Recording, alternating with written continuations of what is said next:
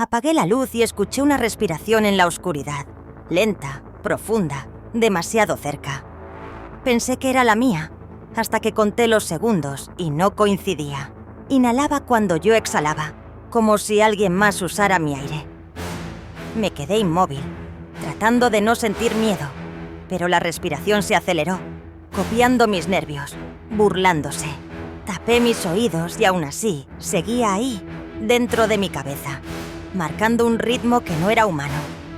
Entonces, entendí que no estaba respirando conmigo, estaba aprendiendo a hacerlo. Si quieres escuchar más historias que no deberían existir, dale like, suscríbete y vuelve. Si te atreves,